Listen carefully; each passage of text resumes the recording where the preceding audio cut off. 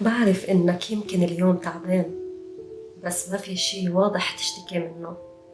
كل شي شكله طبيعي، بس جواتك في شي مش مرتاح.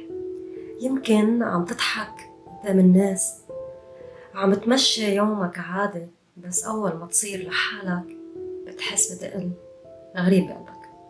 تعب مش جسدي، تعب تفكير، تعب مسؤوليات، تعب إنك لازم تضل قوي حتى لو ما بقى في طاقة.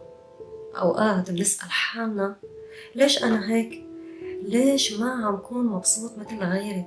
ومنبلش نقارن حالنا بالناس، ومننسى إنه كل حدا عنده معركته الخاصة. يمكن أكتر شي بيوجع إنك ما بتعرف تشرح شو حاسس.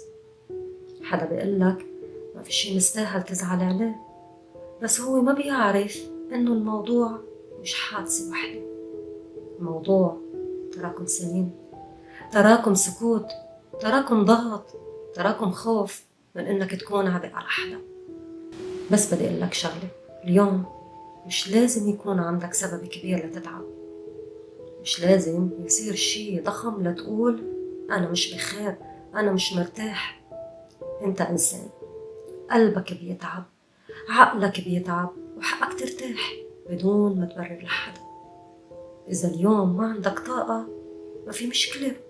إذا حسيت إنك بدك تبعد شوي عن الكل كمان ما في مشكلة.